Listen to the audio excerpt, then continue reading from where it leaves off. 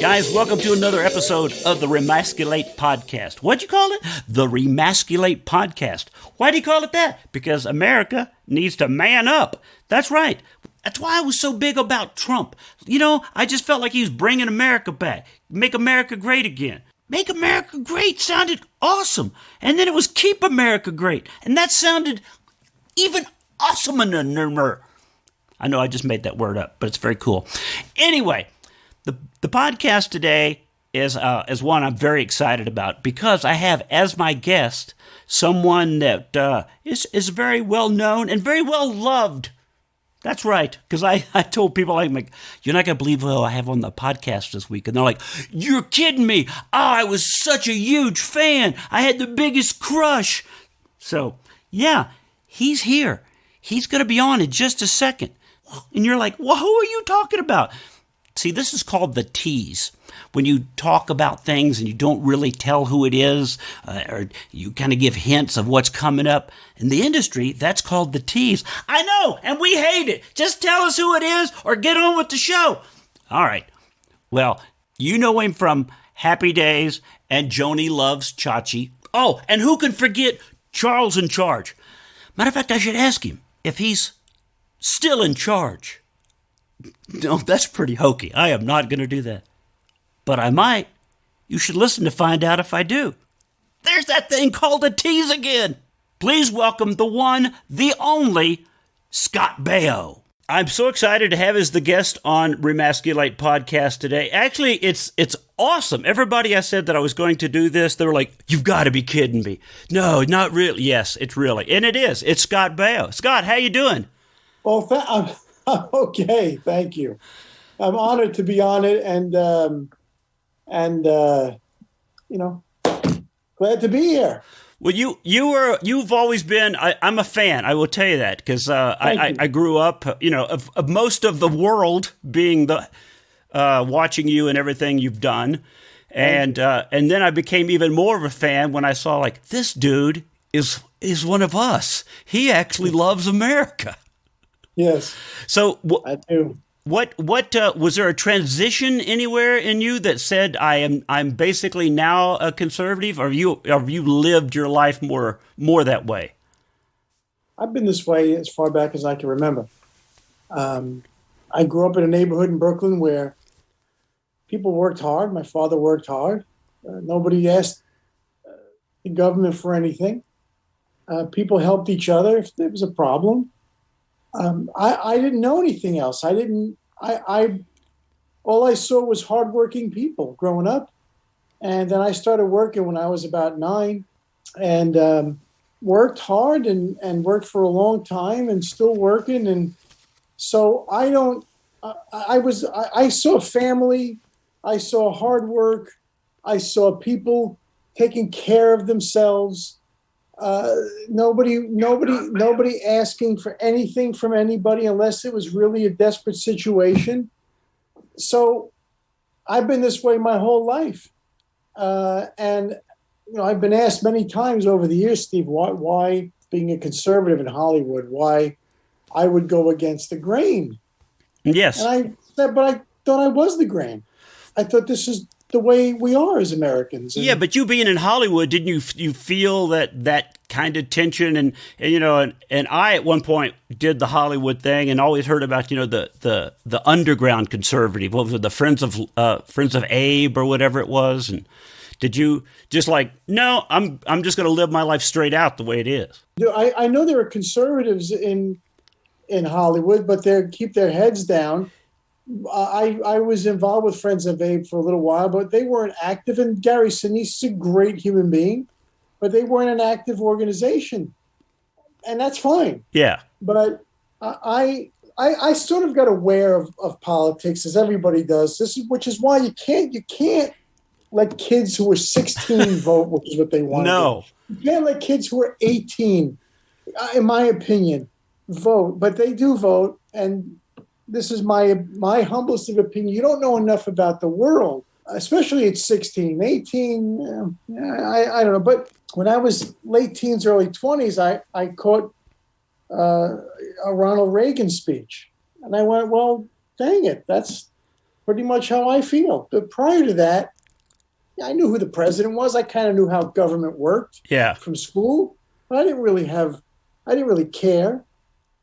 So I've been this way a long time, and once I heard Reagan, it was a different ballgame for me. Right. It's kind of. And by the way, I campaigned for Reagan, Steve. Oh, did you? I campaigned for him, and everybody was fine with it. Right. Well, that's because it was America. We were feeling much more American. And I was going to say, when you were talking about the kids voting now, I knew that, they were pushing for that lately around here, like to get younger voters. When we were 18, we might have been a little more adult than what I see 18-year-olds today even. Don't you think that there's even been a switch and like people don't really seem to grow up much like they used to? Well, that's an interesting observation. I think kids today grow up faster socially. Mm-hmm. Although maturity, maybe it's maturity is what I'm thinking of. I don't think they're very mature. I don't think they have the wherewithal to know about socialism, to know about communism, to know about good and bad and evil. And there are evil countries and evil people in the world. It's not all rainbows and unicorns. Right. And I mean rainbows in right. Not you know how I mean rainbows. I got you. Not everything is not wonderful and fantastic. Right. So let me ask you. You said you started young working. What was your first job? Oh, I started commercials when I was 9 years old, and that was I got into a movie and went from there. Was that? I just started doing. When you're this. Don't forget, Steve. This is 1969. Oh yeah, but a different universe back then. Right, but I did. Your first job was not like, hey, I gonna have to cut the grass. At one point, you were like, hey, I really would like to do some acting. I mean, that was kind of your deal. Oh well, my father had different businesses when I was young. He owned car washes and a chain of puppy stores, and it was up to me and my brother and others to clean the cages in the puppy stores, to clean the cars, clean the white walls in the cars going through the car wash. I had regular jobs with my old man, but I did stuff around the house. I had to do stuff around the house. Chores.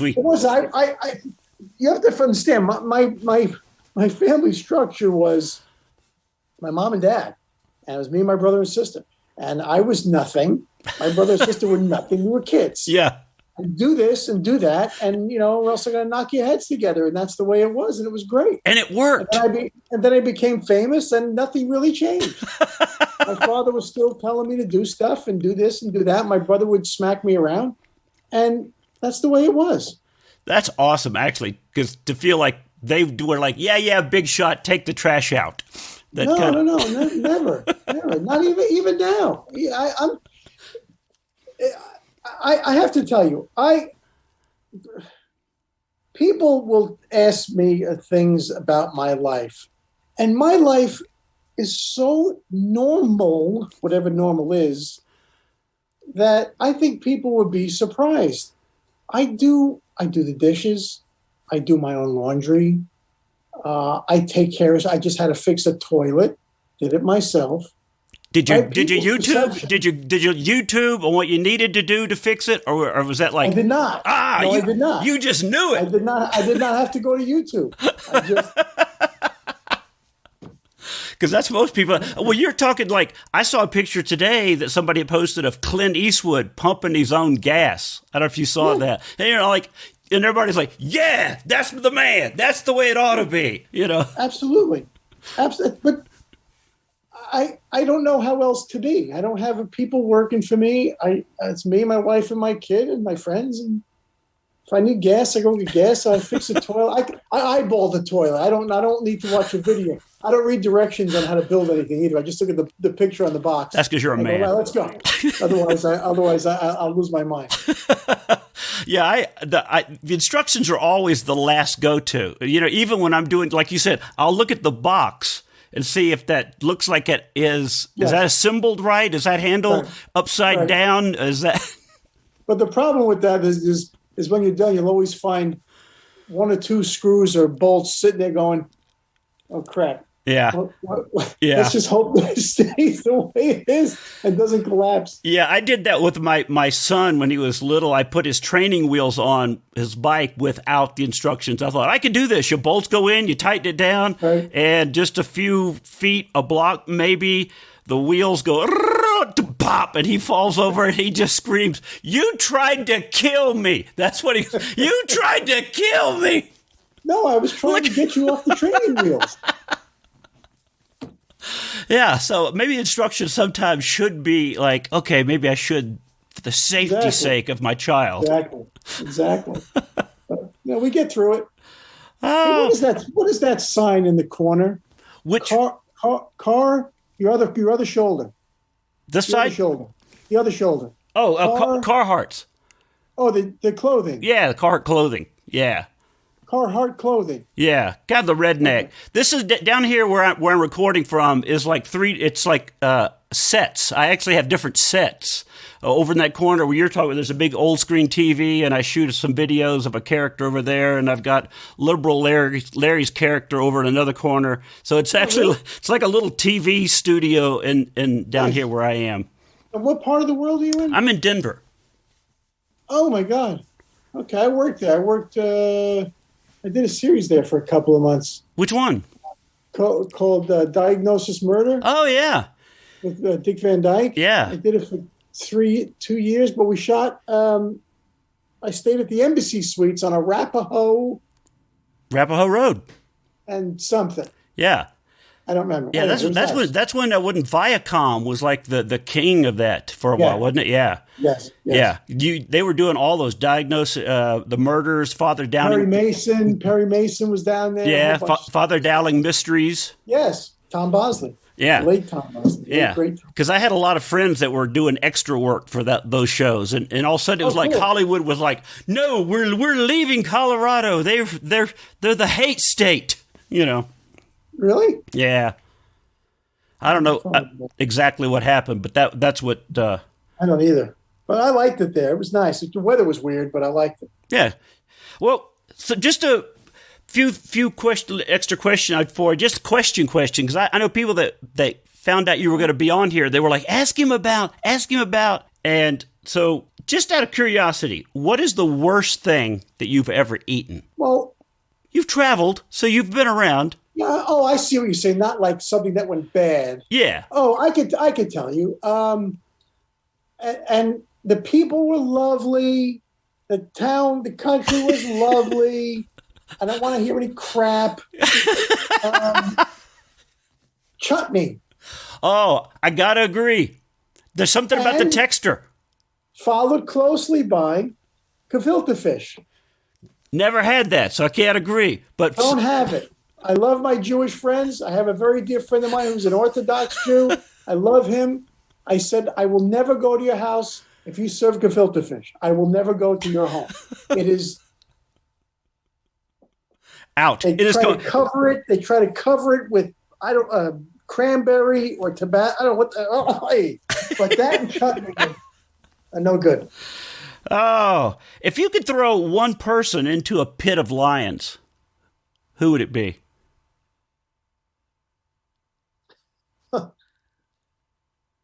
Oh boy, that's a fairly long list, Steve. Or is that one of those that I shouldn't answer because if this goes out, people are going to attack me on social media. Yeah, I'd rather not answer. I got some personals, and I've got somebody who's been accusing me of things. I've got a long list of people. Yeah, I followed that story. So that might be, yeah. Oh, all right. Well, going back to your kid days, what was the very first album that you ever bought? That I bought. That you bought, that you said, I am buying this, like, yeah, my money. I don't care if mom and dad like it. My hand to God, I just had this conversation, and I couldn't remember if it was, I bought it from television. I think it was KTEL. It was either Elvis Presley's greatest hits or Chuck Berry's greatest hits. and I don't remember. But I was a big Elvis fan and a huge Chuck Berry fan as a kid. I went to see him in concert, I think, when I was 10. That might be the first album I ever bought. I was probably 10 years old. 10 years old. Your own money. Now, as an Elvis fan, have you ever... My own money? Yeah. No. Who wants to spend their own money when you're 10? Well, that's true, too. But I remember my dad, there were certain bands that were like, I'm not paying for that. If you want it, you buy that yourself. That was that kind of stuff. Or, posters on our wall. Because we were... My generation, I'm pretty much the same age you are. We were posters. We had posters on the wall, And my dad was like, nope, not paying for that one. If you want that on the wall, you're going to have to buy that yourself, Yeah, I bought some. I'm trying to think if I spent, I don't even remember. What is it, 50 years ago? Yeah. It's ridiculous. First of all, to say that line, hey, this happened 50 years ago to me. You're like, what? You have to. It's almost like you're outside of yourself saying it, and you're looking around like, "What the hell's going on?" Isn't that the freakiest isn't that the freakiest feeling at all, though? Yeah.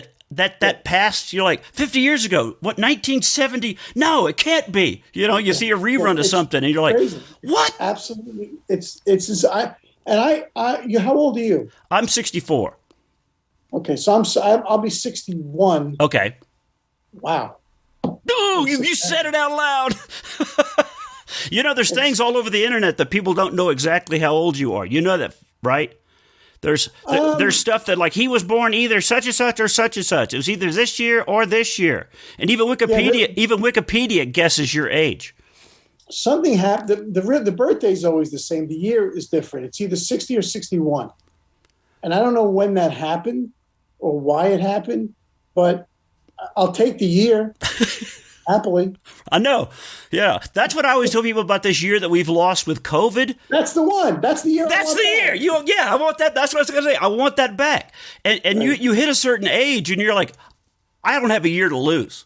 I was talking to my mom who's 93 and she's like, a year for some people in here that they didn't see their husbands or family, like that's eternity to those people. Right. Yeah. I want that year back too. Very sad. I feel like we've been lied to, Steve, and I know we've been lied to. Yeah, I was going to ask you. So you think you're pretty sure about that too? Oh, I'm just reading Fauci's emails. Yeah. Just going by what he says. And if you want to believe the science, he seems to be the lead guy in that department. He said masks don't do anything. And he said this is basically just going to be a bad flu season. But somebody got to him. I don't know who. And it's all. Look, I could do an hour on this. I am so. That's what we're here for. I am so pissed off at what this country has become. And what bothers me more than anything is how quickly people just capitulated. Okay, I got to wear a mask. I got to stay inside. Okay. Yeah. And I can't go near anybody. Okay, fine. And I was like, what happened to this country? What happened to the people in the country? We became a bunch of friggin' wimps. Yeah. And it's sad. Well, just sad. We were getting raised to that point. Things were happening and we were getting, like stay inside, watch your big screen TV. People don't go out like they used to. As a stand-up comic doing clubs, I was noticing that people were like, hey, there's something on Netflix this weekend. I'll try to catch your show next time. Hey, I'm coming to town. Hey, I would love to, but we got this thing happening at the house, and I got the new big screen TV. The big screen TV, I think, made people like, hey, I don't mind not going out of the house ever again. It's just sad. And they just botched they didn't even botch it. They just fabricated everything. And that's what bothers me. I see people driving around in their cars with the windows closed with a mask on. What are you thinking? Now, somebody has told me that they think the mask people now, because it was here, especially here in Colorado, they say if you're double vaccinated, you don't have to wear the mask. And so there are a lot of people claiming that it's the anti-vaxxers that are going like, well, no, then I'm just going to wear my mask to show that I am not going to take the vaccine. Oh, bullshit. Yeah, no, that's what I'm I don't know hearing. who's telling you that, but that's crap. Isn't it? I agree. Every person that I know wearing a mask has either been vaccinated or is petrified of COVID. Yeah. And the people that are not wearing masks, I find, are conservative people who are like, I'm not doing it. Right. I don't believe it. So that's my opinion. To double mask. Wait, let me get this straight. You're saying that the people who don't want the vaccine are wearing masks. Right, because the law here is saying if you have vaccine, you don't have to wear it. So to prove that they're not vaccinated, see what I'm saying? They're like, see, I have a mask because I am not going to take the vaccine. It's a weird visual, but people are taking the vaccine and still wearing the mask. I know. Well, that's what's going to be. You have to wear the masks if you're vaccinated. Well, that's what he says. Wait, your state, you don't have to wear a mask if you're vaccinated? Right. If you're double vaccinated, double. If you're done, no mask. So they're saying that's anywhere. Anywhere, and you have to have a card. They're not legally supposed to ask you. So all the signs and stuff are saying if you are double vaccinated, a mask is not required here. So it's kind of that nudge, nudge, wink, wink thing. Not here. Not there yet, huh? Oh, this place? this communist state? This governor needs to go. He's bad. He's a bad man. He still thinks there's a pandemic, like he ever thought there was a pandemic. He still thinks there's a. I mean, how do you, as a fairly intelligent human being, in a position of power, look at Florida, look at Oklahoma, look at South Dakota, look at all these states that have been basically open from the beginning. Texas. There's no difference. In fact, they have a less rate than we do, and say, you know what, maybe I'm doing this wrong. Yeah. I guess the ego and the power trip and Governor Whitmer in Michigan. Mm-hmm. Yeah. I don't know how she's still in office. They're allowed to recall there, aren't they? I think so. They're leaning that way. But leaning that way? They ought to be leaning that way. Well, what's hard, and you know this now, is that you and I can do this, talk like this, but real discussions can't be had in social media. Like real people can't be like, "Hey, we need to vote our governor out," because they're like, "Oh, you're causing trouble or you're trying to create a riot." They'll kick us off. So that's one of the things I think is missing in social media again, is that real open dialogue where people can get together and go, "I agree. There's now 1 million of us. You got to go." Yeah, I agree. Well, I think social media, as good as it is, I think it can be very bad.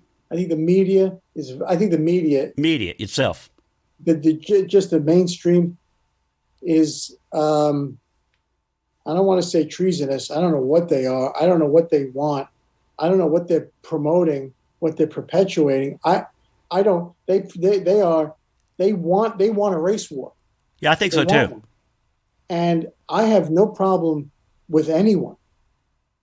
They want the blacks and whites and the Asians to all hate each other, and I don't know why. I really don't know what the end game is for these people, because I can tell you, Steve, I'm a cigar guy. Mm-hmm. And there's a lounge near where I live, and I go in there, and there's people from every possible race, culture, creed in that place: blacks, Persians, Armenians, Jews, me, everything. And we all hang, and we all make fun of each other, and we all like each other. The way it used to be. And what? The way it used to be. Yeah, and at the end of the day, see you tomorrow. Yeah. Well, nobody has a beef. So my point is, what the media is saying is complete bullshit. There are people out there that want to divide us, but when you get people together, I don't care less what you look like. I couldn't care less. But they want to.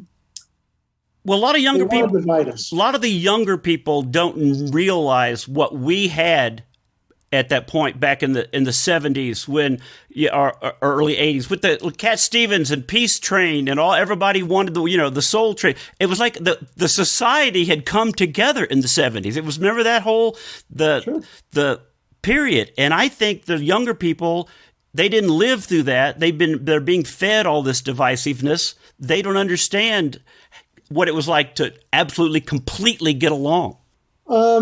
Yeah, I think I know they're being told that America is bad and America is racist. And we're not. No. We're just not. Like I posted some stuff about the critical race theory. Yeah. You know how, and I said, theory is not a fact. It's a theory. It's like, because they keep saying conspiracy theory. Right. It's the same. You have a theory. So if I can come up with any theory I want to, and it doesn't make it right. So I don't understand how they're pushing a theory. They push it by saying if you don't go along with it, you're racist. And it's a theory. I agree. But they are on it. They are pushing it. And I'm glad that parents are now starting to fight back. Oh, because, big listen, time. You go to school, reading, writing, arithmetic. Goodbye.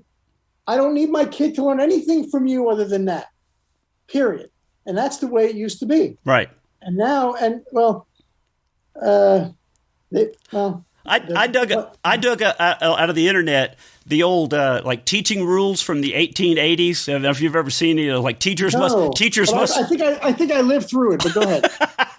You probably did, but they had these like the rules, like the teacher must wear this, the teacher can't smoke in public, the teacher can't be. It was all these like rules, and you're like, maybe we should get back to something like that for our teachers, where they have these standards, but I don't think they would want to have standards anymore. No, they're all too woke for standards, and that's not going to work, unfortunately. But didn't you see this coming about 20 years ago when everybody started saying, "Well, why are you right? Whose morals are you to say are correct? Who are you to judge anybody?" It's like that's when it all started, like semi-crumbling. Right. So don't teach anything. Don't teach any of that. You don't have to. Parents are for morals. You go to church for morals, but they've eliminated God from school. So, look, the government wants parents out of the way. Government wants to raise these children because they want to indoctrinate them. And finally, I think parents are starting to notice what's going on. So, listen, I went to Catholic school as a boy. Man, I got knocked around by the teachers, right? Yeah. And I don't think they should do that anymore. But my daughter goes to a school now. It's strict. There's certain things you can't do a lot of things, and you will get detention. And it's not like, oh, little Johnny, you're being mean to him by giving him detention. No, my kid gets detention, which she has not. But what do you do? Well, if you did something wrong, when you deserve detention, that's the way it is. Punishment. Right. Fear works. We got the paddle. Did you get a paddle in school? Were they using that? No, I had a ruler that was made of steel about this big. Uh-huh. And we had to bend over and grab our ankles. Oh. You had the round paddle? Yeah. Yeah. On the butt? Yeah. On your butt. Right on the butt. And our coach, where I was, he was allowed to spank you for every letter of the cuss word he caught you using. Wow. Yeah, so certain words were very painful. Wow. Yeah, we had our fair share of getting knocked around. But you know what? It helped. Well, I say it all the time. Like, I was afraid of my parents. I was never my kids. My dad was never my best friend. Like you always hear that now. Oh, my kids, we're like best friends. I was afraid of my dad. I was until the day he died. I was afraid he'd pull something and hit me with it. And I've never been in trouble. I've never gone to prison. So I just feel like that fear. You're supposed to fear authority, not like whatever. Mom's not going to do anything. No, fear is a very valuable thing. Fear kept me as a young boy from doing a lot of stuff, and bad stuff. Not that I was never really interested in drugs, but even that, my father said to me when I was very young, if you do drugs, I'll kill you myself because I'd rather do it than have the drug kill you. And I went, oh, is he kidding? No, he's not. And I was like, oh, I don't know what. All right, and stuff like that. Don't ever have a cop bring you home. these are things that I was, because, the cop isn't the problem. I'm your problem once the cop drops you off. Right. And I went, got it. Yeah. My father was a big dude, and he would have kicked the shit out of me. So did you and your dad ever do that square off thing where, Dad, I'm a man now? Did you ever have that showdown with your dad? Never. Oh, good for you. See, my father did all this preemptively. He said, and again, I think it was very smart, because my father, God rest his soul, was all about respect. You had to respect him. And that's the reason why is unimportant. But he said to me and my brother, he said, ever comes a day where you can take me in a fight, I'll get out my rifle and shoot you both. Now, what's the comeback to that? I'm a man. Yeah. I'm a man. I'm bulletproof. Okay, hang on a second. I'm going to go up to my bedroom. Right? Yeah. So he nipped that early. Well, the word you use, respect, you don't hear a lot today. I don't think kids are taught that you're supposed to respect stuff. Like respect people's property. I do a thing in my act, or I used to, about you see kids riding bicycles in stores today. I said, if I'd have got on a bike near my mom, she'd have knocked me off of and goes, that doesn't belong to you. Put that back where you found it. Yeah. So I don't think there's that kind of respect for property or people or life. Respect is a word that needs to come back. Or self. Yes, self-respect. Very little self-respect. And that, I have a 13-year-old daughter, and I see the way girls dress, and I say to my Bailey, you respect your body.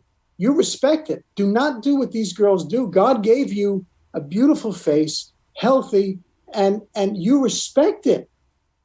That's all you have to do in life, is have self-respect, and that'll take you a long way. Because a lot of and her friends are great. These are kids that I see walking around. Yeah. And I'm heartbroken by what they're doing. And that's the number one. I said, hey, Bailey, you have self-respect, and don't let anybody ever disrespect you, ever. If I'm not there, your mother will be there. And if we're not there, you need to kick some ass. Yeah. Because that's all you got in this world. And the second thing I say is you be respectful and courteous. And we've lost that completely. Oh, Steve. Big time. Opening the door for somebody or gone. Nobody wants to say thank you. Nobody says you're welcome. It's gone. You cut somebody cuts you off, they give you the finger. Yeah. Just how about go like, sorry, that's all I need. Yeah, excuse me. Yeah, whatever. And that's gone. And it just it's disheartening, but what would be Scott's plan to try to bring that back? How would you start even beginning to bring back that type of America again? In school. I would, if I was king, everybody has to wear a uniform. You have to conform you have to wear the uniform. You can't alter it. You have a uniform. You have to have certain code of conduct in school. You have to bring prayer back in school. If you don't want to pray, then sit there with your eyes closed and think about a song, whatever. Yes, ma'am, no, ma'am. Thank you and please. You have to say these things till it starts getting, and then, God, of course, like I said, you have to test, you have to study, you have to have a regimented life. There's no structure anymore. Yeah. Well, I think the big problem, like you said, is God. I think people don't think there's an afterlife. They don't think they have to worry about something that, I was always worried about my soul. As a kid, I was raised that you need to worry about your soul. That's a black spot. That what you just did, that's a black spot on your soul. I had that. So did you have the picture of Jesus in your house whose eyes looked at you no matter where you were in the room? A lot of us, I've talked to other people, there was always a picture of Jesus, and the way it was painted, that it looks like my brother and I used to, we'd hide behind chairs. I know the picture. No, we didn't have, we had Sinatra. And his eyes followed you all around. No, we didn't. I don't know. I don't understand. I'm going to say no. Yeah. Did you know friends that had that picture? Do you Oh, remember yeah, seeing that absolutely. thing? Yeah. Oh, Absolutely. because Yeah. that picture as a kid, I mean, that when that hung in your bedroom, there was nothing you could do. Jesus was watching. You know. Our nuns used to draw like an uneven circle Uh-huh. on the blackboard, which they don't have anymore, and then take chalk the flat way and make it all white, and then say every time you sin, get an eraser and say there's a black mark on your sin. You sit there, you're 10 years old, you're going, ow. There's a little black spot on my soul today. So that's what I go, but it worked. It worked. Yeah. Now, what would you say that you probably did that would have gotten you one of those black spots that no one knows about? Not a bad one, but something you go, ooh, I probably that probably got me. We would steal stuff. You know, we would petty nothing stuff, break stuff. We weren't criminals by any stretch of the imagination, but we were just little kids running around the street. We never stole bikes or anything like that. We would take them for a ride, and borrow, and bring them back, but we would never steal them. My friend Richie and I got caught stealing from a candy store by a cop, which was actually kind of funny. But you've got AOL. No, I don't. Steve, I found this. They have. Oh God. They have those the sound notifications. Uh-huh. And one of them is you've got mail. That's Instead of a ringtone or something. It's very cool. It's very retro. Pretty cool. So I put that on my phone. Anyway, we never did anything criminally or anything like that. But you were gonna say one of you and your buddies did something and got caught right before he got mail. There was a. Oh, me and my friend Richie were at a candy store, and we were, I don't know, 10, and let's see if I can explain this to you. There was a candy counter, right? Like a wall full of candy. There was the counter where they would jerk the sodas. Uh-huh. Here was a window going out to the street. So Richie grabs me and he pulls me over to the candy wall to block the store owner from seeing him shove candy down his pants. Right. So I'm leaning like this, and Richie's behind me, putting candy down his pants. Little do we know, looking in the window was a cop. Oh! And we walk outside, and the cop says, "Hey, how you guys doing?" I'm good. How you doing? Doing good. He says, "What's in your pants?" And my friend Richie starts wising off, and I said, "Richie." He says, "Well, after this long story short, the cop says, well, I'll tell you what. I can either take you home right now, the way you are, to your parents, or you can go back in the candy store. I'll turn my back, and you deal with the owner of the store. What would you like to do?" I said, let's go back in the store. Let's go back in the store. I don't want to go home. So we went back in the store. We dumped all the candy. Said, "Sorry, mister, we still eat candy." He was cool. We left. So, but the cop was very fun. See, not all cops are bad. No. Very few cops are bad. Very few. I got busted. The same thing. I took these. They were decal stickers that you could put on your arm, and if you got shot with a water gun, they looked like they bled. It was. Wow. I don't know if you ever saw those. It was. No. You could put them on you, and you shoot each other with a water pistols, and Oh wow. Yeah. That's so cool. Yeah, they were pretty cool. But I and another friend we lifted some. And got busted by our parents, right. and had to go back. The same thing. You could either go to jail. You want to go to jail, or you want to take these back. I will take them back. And it was the most humiliating thing in my life. I mean, I was sick at my stomach. Do you remember that feeling of like having to deal? I was sick. I was horrible. I'm a horrible human being, and I should have never done this. And and that was it. That was my lesson. I learned it, and it was like, this is so wrong and awful. Yeah, I get it. I mean, it's a great lesson. It's a wonderful lesson to learn. But how many parents now would be like, oh, what's the deal? It's a big company. They're never going to miss it. That's what insurance is for. A lot. Or go get mad at the store or sue the store or whatever the hell it is anybody does now. But I don't know. I don't know what the answer is anymore. It just seems to be all so much out of control. No. I'll go back to I'm going to ask you some of the questions that I printed out that people ask you. Is there something that just really scares you? Because a lot of people, because of your job acting, they don't assume that much scares you. Is there something that really because I know people say to me, oh, I could never get up in front of people and speak. So they assume we don't have any fear. Do you have a phobia or a fear?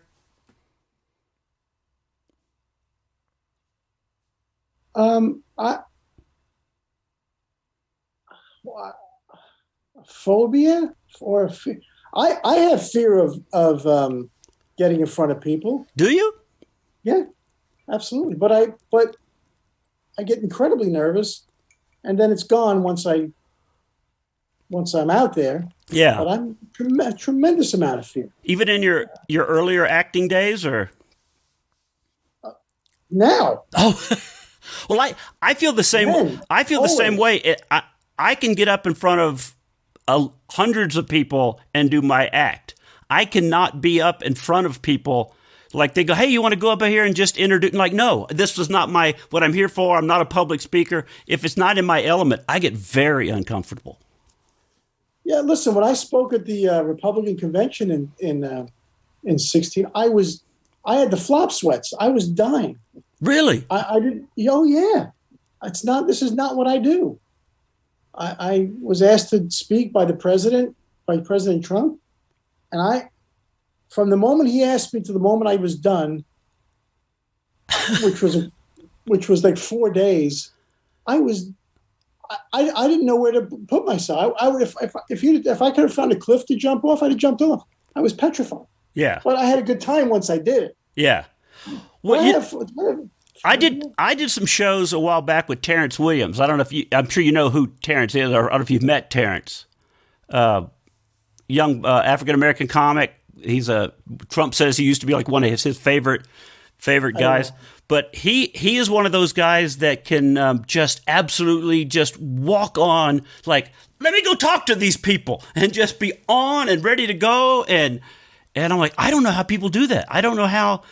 Yeah, that's a gift. It's an absolute gift.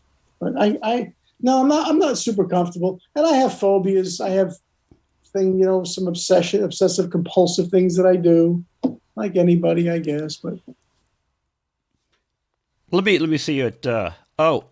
People want to know that what is the worst idea that you've ever come up with that guys have been known to come up with really bad ideas, like, hey, watch me, I'm going to jump off this roof with an umbrella as a parachute. Did you ever? That kind of stuff. I think it was actually that. My brother had a parachute, but it was this big.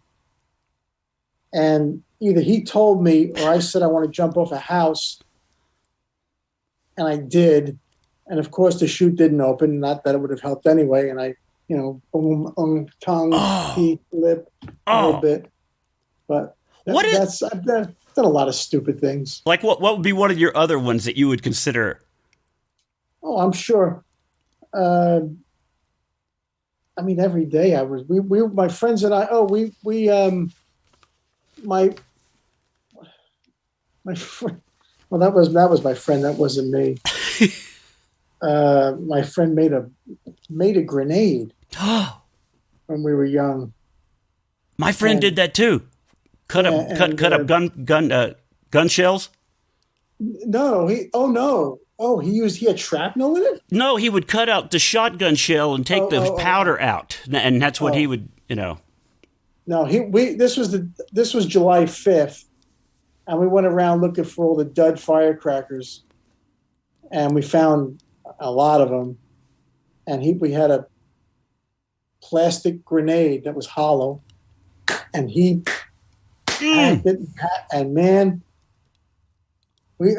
he blew out some bricks in a corner. Anyway, that was him. He was crazy. We did a lot. We jumping off houses with bicycles, and how a lot of people, probably you, were alive, is beyond me. Very much so. The things that I did as a kid, because in the summertime, Steve, my father would give me like $2 or $3 in the morning, and I was gone till night. Yeah, and nobody said anything, and we were out doing stuff, riding bikes, crashing into each other. We used to ride our bike on the highway. Did you really? I never. Yeah. I was brave, but I wasn't that brave. Yeah, but no, we didn't. It wasn't even brave. We had to get from here to there. On the highway. No. Were you lucky enough to have one of the very cool Schwinns, the monkey bar, the big jump? What they call that bar in the back of the seat? It was the sissy bar. Sissy bar. I think it was an assist bar, but we called it the sissy bar. That's right. I had a Royce Union bike, and then it was the Stingray. I didn't have a Schwinn. I didn't have the crate, which was the cool bike, the orange crate or the apple crate. I didn't have those. The rich kids around the block had those. The gear shifter on it. Yeah, right. And then I moved up to a 10-speed Peugeot.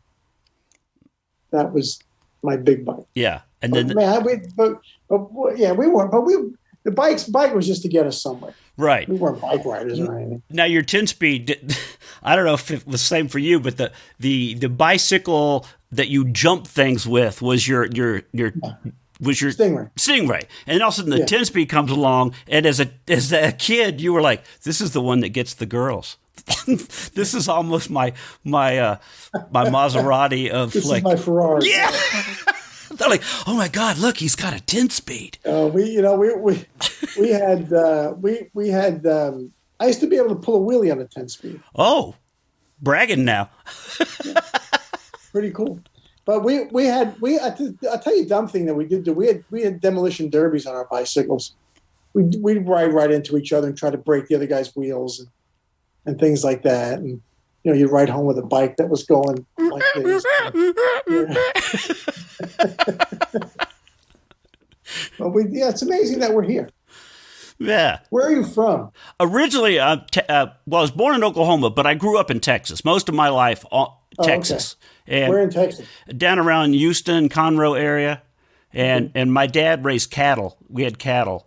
And, no kidding. Yeah, so I grew up around the animals and the farm and the farm life, and I was raised with, your word is everything you have. If you lie to me that you didn't fix the fence and a cow gets out, that costs us money. There was very much, and I was always raised that your word is all you have. A handshake is a contract, and that's just the way, I was raised. That's gone. How many head of cattle? I think at one point we had almost 100. It wasn't big. My dad had land? 250-acre sections. Oh wow! So yeah, we'd have these. I remember cattle drives as a kid where you have to move from one plot to the other. It's like time to shift them over. That kind of thing. Okay, all right, that's neat. Yeah. My wife is from Tennessee. So she knows the country life. Yeah, she grew up on a farm. Milking cows and the whole bit, stripping tobacco and all that jazz. Yeah. So she knows about that life. Does that kind of life appeal to you? At one point, do you ever think, I would love to go live like that? Is it time to leave the big city? It sounds incredibly romantic. I don't think I could do it. I think I'd be bored out of my mind. As much as I love animals and being around animals, I don't think I could sit on a tractor for an hour and whatever you do on a tractor and be on a combine and whatever that thing does. And I like I went to my father-in-law's house. They live way out. They live in a town called Lebanon, Tennessee, and I'd never seen it. I grew up in Brooklyn and came to California. So when I went to their house, there was no other house around. And I said, where is everybody? He said, what do you mean? Where's your neighbors? Where's your neighbors? And he went, you see that hill over there? I went, yeah. He says, well, you see that dot? I went, that's my neighbor. So can you see the city at night? Can you see the city lights at night? He says, what city? I went, well, wow. So I don't know if I could live like that. I just don't know. Yeah, I tell my wife, I tell Janet, that I would like to go live like that. At one point, just go and have a couple of cows, maybe a chicken or two for some eggs. And she goes, you couldn't do it.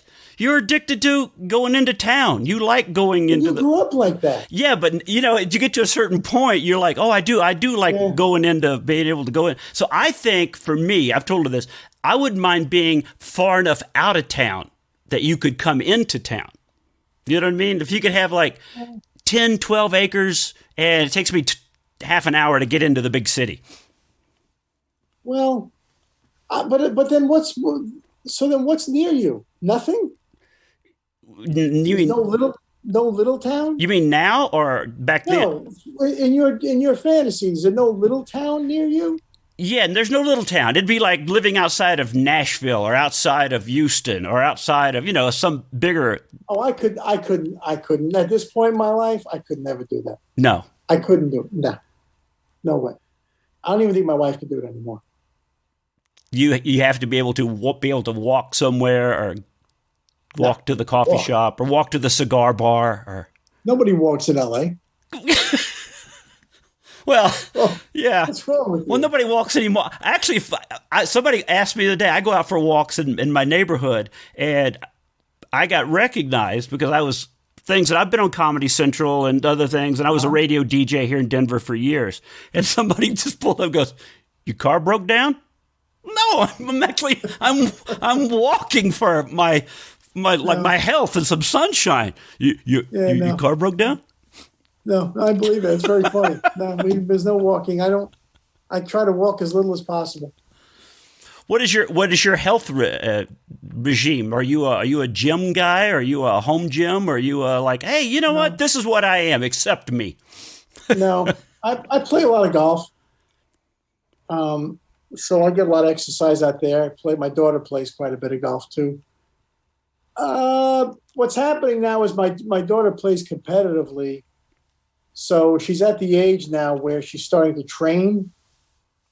So I try to train with her, try to walk with her. So she and I walk a couple of mornings a week.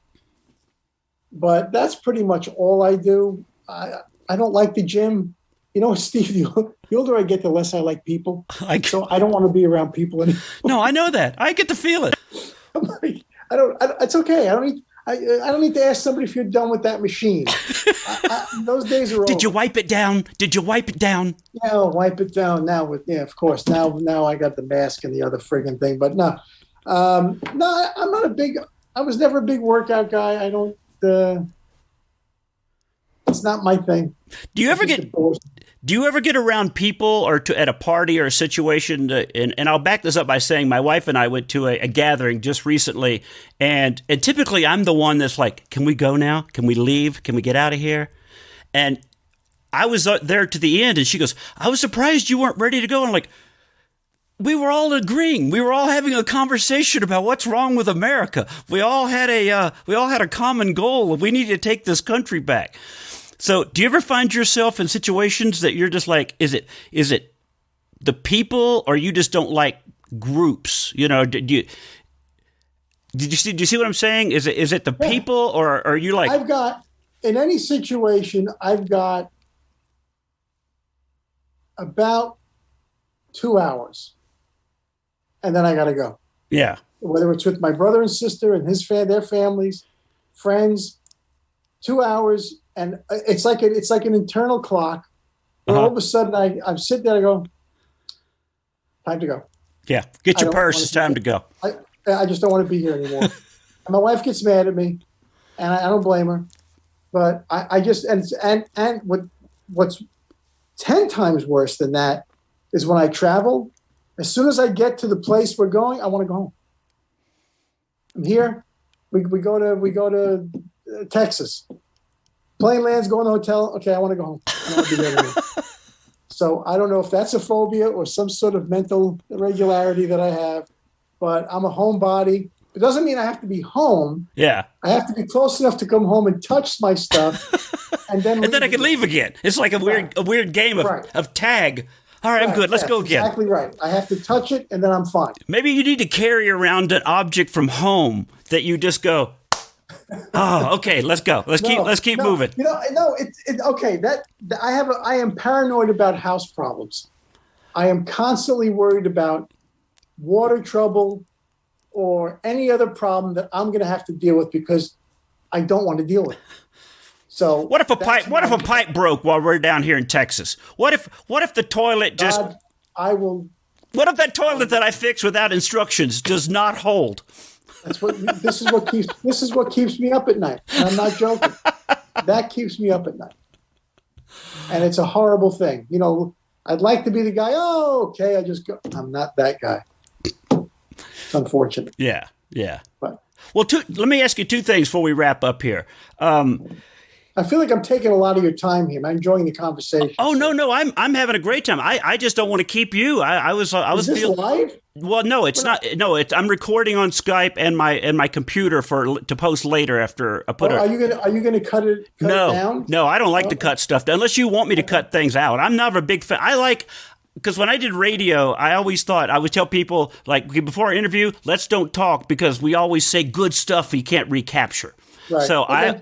I always think that just being able to discuss and have a train of thought that we were talking about this, but it went way over here and it got funnier. You know what I mean? Okay. No, go ahead. Ask me whatever you want. Yeah. So I just was wondering, is there a part or something that you would love to do now? Is there something? Because so much stuff, I see so many people coming back. And I'm not saying you ever went away. Don't take me wrong. I'm just saying that, you know what I'm saying? Is there a part or is there something that you're like... I went away. But you know what I'm saying? I'm seeing people and things that you're like, God, they're really doing well again. Is there something that you've seen or you would love to do or... What I would really enjoy doing is, first of all, I love sitcom, but I want to do a talk show with iconic television people from way back. Barbara Eden, mm-hmm. Betty White, people, Lee Majors. Oh, I'd watch people of that era, because that's the era that I grew up in, and I would just want to ask them the questions. Where are you from? How did you get started? What did you do? What was your first gig? What did you think? What was it like? All those things, because those people you don't hear much about, because I guess they're not current or relevant. Or I don't want to knock them. I loved Barbara Eden. I loved I Dream of Jeannie. I loved it. Me too. I got the chance to meet her, and I lost my head. I was so excited to meet her, but I would like to speak with her about her experiences in show business and in her life, because that's something that I would enjoy doing. If you want me to act, I don't give a shit anymore. I really don't. If I do another sitcom, great. If I work with Pacino, it'd be amazing, but I'm not holding my breath. Yeah. But I can see it. I can see you being the dad of a sitcom now. The like you said, daughters. I do a whole thing about, the last sitcom I did, Steve, was I played a dad on Nick at Night called See Dad Run. Yeah, no, I remember that. But I'm saying now as like they're I play a grandfather now. Oh, fuck. I'm serious. I'm 61. I'm 61 years old. You do not look it though. But thank you. But I could be a grandfather. I know. That's Easy. what. Yeah. That's what I wrote a treatment for a sitcom that I sold to Disney back in the 90s, and where I was the actual star of the sitcom. And a friend of mine who is a TV producer said, "Have you thought about rewriting that where you could play the grandfather in the script?" And I said, no, I've never. My brain has not hit that point where I go, I am not ready to go, okay, I'm the grandfather and I'm going to go audition for grandfather roles. I want to be the old biker in something now. Yeah, right. I want to be the old, No, you know what? I gave up all that shit too. I don't care. You want to have me play whatever? I'll play whatever. It's fine. I've dressed in drag. I've done all kinds of roles. I couldn't care less. Yeah. I have a good time when I work, but I would really like to do that kind of talk show. I think that'd be interesting and it'd be fun for me.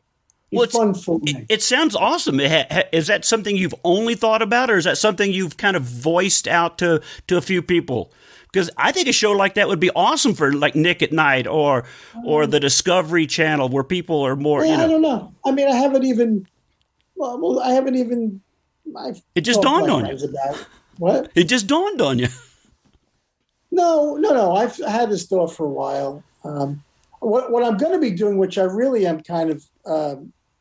I'm looking forward to. I'm going to start.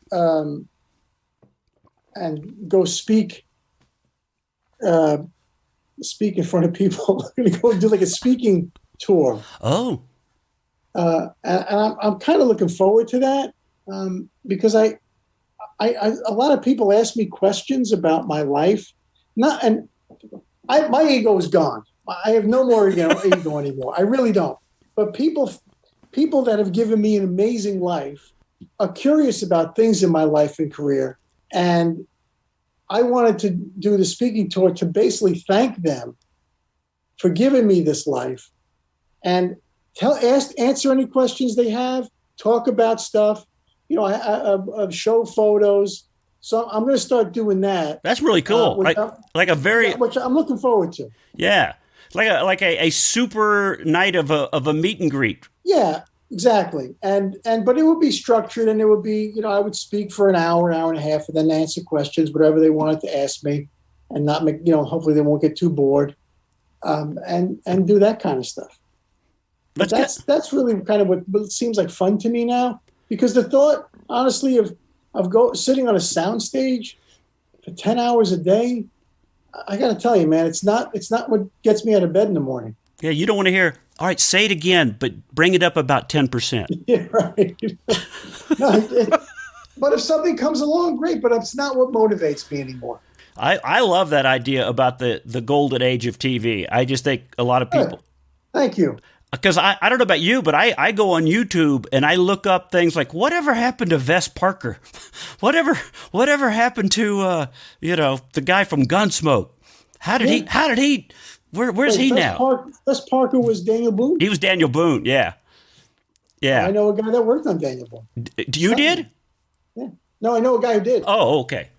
Stuntman. What was your earliest show?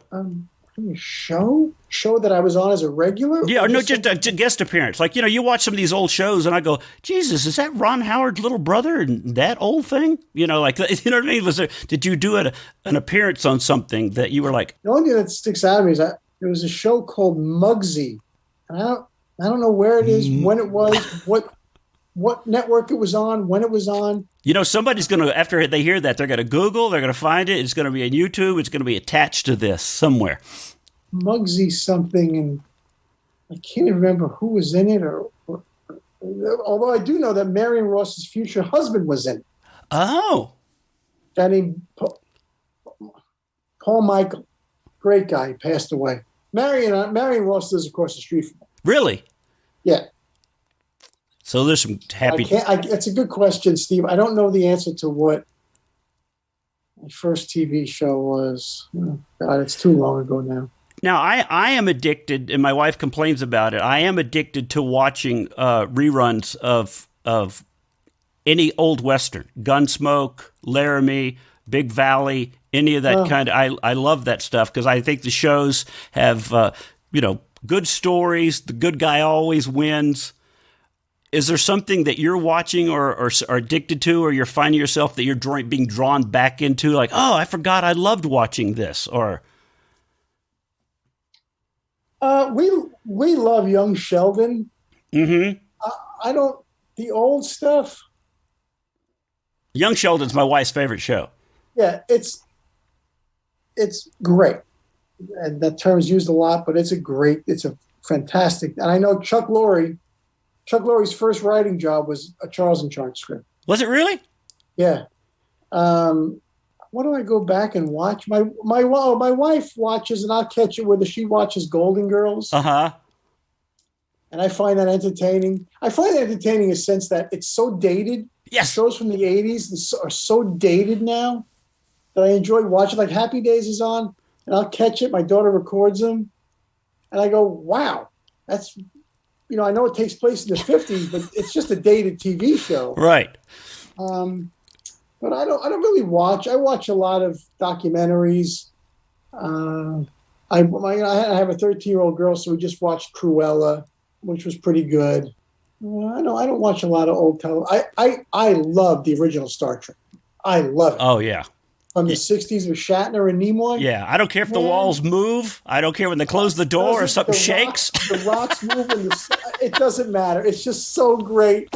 And I remember my brother and I watching it as a kid. I love it. And Shatner was great. He was great as Kirk.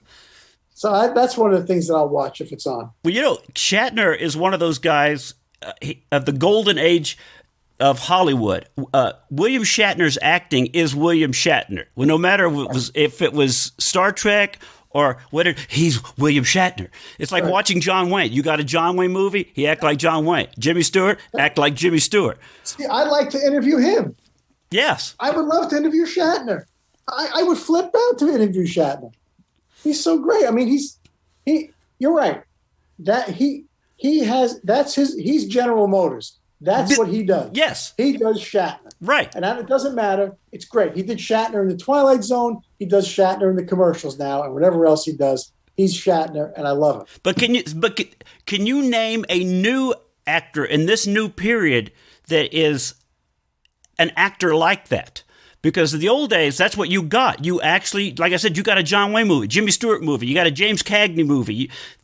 Nowadays, stars always want to be like, well, I put on 50 pounds for this one. I shaved my head for this role. I got a guy that's the same guy, I think, all the time. Who's that? Brad Pitt. Pretty much. Yep. Yeah. He's basically the same guy, and he's great. Yeah. And I'm a big fan of his. He's a good actor, and he's handsome, so it works. Oh, he's a great actor. He's a very underrated actor, I think. I just won an Academy Award. What the hell am I talking about? Not that award means anything. I think he's an okay actor. I think he's great. I enjoy watching. I feel that way about Tom Selleck. I think Tom Selleck is one of the better, very underrated actors. If you watch some of the older, the Sacketts and some of those movies that he did, and then even now, Blue Bloods, he is a good stoic character. Did you ever see the movie Innocent Man? Yes. With Selleck? Yeah. Really good movie. Yeah. But he's Tom Selleck. Right. And I haven't seen him many, but he's a nice man. I haven't seen him in many years, but I like him. I think he's a good guy, good conservative, I believe. Well, I always liked in the Magnum PI that he, even though he's as big as he was and macho as he was, that he would slug somebody and then go like, ow, like he hurt his hand, like he was, he's not as badass as you think he should be, But I tell you what, man, that's smart. And I tell you why. If you remember the Partridge Family, mm-hmm. David Cassidy was a beautiful guy, beautiful looking guy, right? Handsome, right? Could sing, and he never got the girl. Oh, that's true. If you think back, that's smart. It's a smart because it's the guy who has everything. Oh, but he's not perfect, so we like him. Right. And that's what Selleck would do. Great looking guy, had everything, hurt his hand, got made fun of. Yeah. And it's smart. It's smart to do it that way, I think. Yeah, I hadn't really thought about that with the David Cassidy. That was my sister's. Yeah. That was my sister's posters on the wall. Every teen magazine. Listen, I knew David. Oh, did you? Yeah, I did. Probably because we're stars. I know him. That was a very sad story.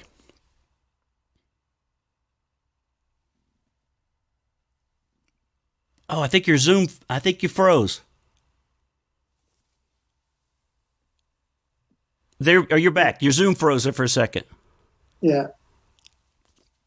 So I know his whole family, and I'd see him out, and I'd run into him wherever. Nice guy, but unfortunately passed away. Mm-hmm. And I guess the brother Sean? Is it Sean? I think he's Sean's half brother. But Sean is like doing well. I mean, super well right now. It's like producing and stuff, right? Sean's a writer. Yeah, Sean's a good writer. Yeah. And I know Patrick and Ryan, and they're a wonderful family. But some people die young, and that's unfortunate. Right. Yeah. Man, that was a big. The Susan Day was always, in my generation was like, oh, it's Susan. Oh, And again, you go, whatever happened? What happened to Susan? She was on L.A. Law. Now she's gone. Yeah. What happened? That's not fair. Some people just check out. I'm not interested anymore. That's exactly. I always wondered that whether Hollywood says no or they just go, I'm good. I made my money. I'm going to go now. For whatever reason, they just don't want to do it anymore. I mean, it's a weird life. It is. But some people just get bored with it, or just done, or just I've done it long enough, and time to move on to something else. And because you're always sort of chasing as an actor, and it's a horrible position to be in. Yeah. Oh, I know that feeling. As a stand-up comic, you're constantly looking for that next gig. Can I? Where's that booking? Hey, next month is open. What the hell? Got to go call some clubs. Right. This is exactly right. Yeah. It's at one point you go, maybe you're just selling some shoes. Isn't some bad idea? Yeah. All right. Well, man, I appreciate you taking the time to sit and chat with me. I know people don't know this, but you do. Cat Turd had contacted me earlier and said, hey, Scott's going to be on with you. Can I do the show with you? And I'd be that's awesome. And it turned out that he had some people show up unexpected and wasn't able to do this. So he's like, ask him if we can do it again sometime. So yeah, I love Cat Turd, and I said it on the Gab's website. But absolutely, I think he's funny. I think you're great. Happy to come on whenever. Well, I appreciate that. I've known Cat Turd now for probably 2 or 3 years, only through, like this. We've conversed, not even video, on the phone. We've chatted on the phone. I don't know what he looks like. Is he coming on? Is he actually coming on? That's my. I don't know. I don't know. That's exactly what he goes. Now, if we Zoom, my real name will show up, so you'll have to block my. And I was like, okay. Oh, that means he might have a picture. So I don't know. This would all I'm saying would be a big discovery for all of us. And I was amazed to see that he was going to be a guest speaker. It's something that I think Mindy Robinson and some of those guys were doing. And I was like, well, is he going to be behind a screen, or does he want people to see what he's a big, he's this weird enigma of all is the white cat with the black glasses. Yep. God bless him, man. I think he's funny as hell. Oh, yeah. Well, man, I appreciate you coming on and doing the podcast. And is there anything that you need to promote or a way to find people? I always ask people, is there a website or a Twitter account or Instagram? Do you anything you want to plug? Well, we do have a charity. It's Bailey Baio Foundation.com. Mm-hmm.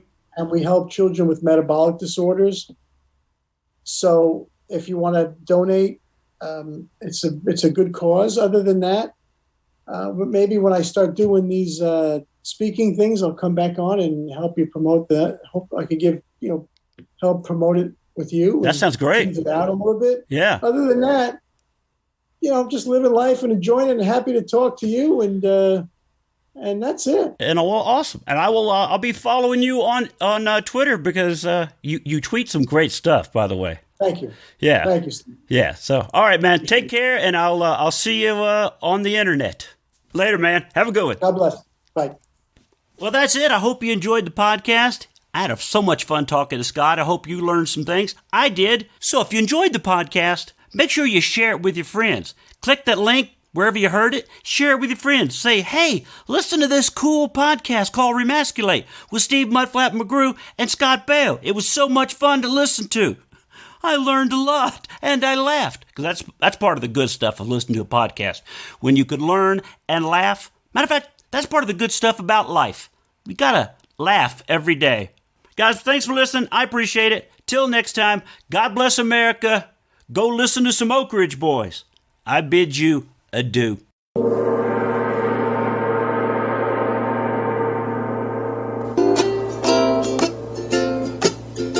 In the basement of the Mudflap house, Flapping and Pooh, and they're under thing rains and news, and Pooh licks himself, and Flap contemplates manly things. He thinks about guns and trucks and Stooges 3, men and boys, and that doesn't sound right. He thinks about boobs and bacon and power tools. Come with me, let's remasculate. Oh, won't you come with me and remasculate?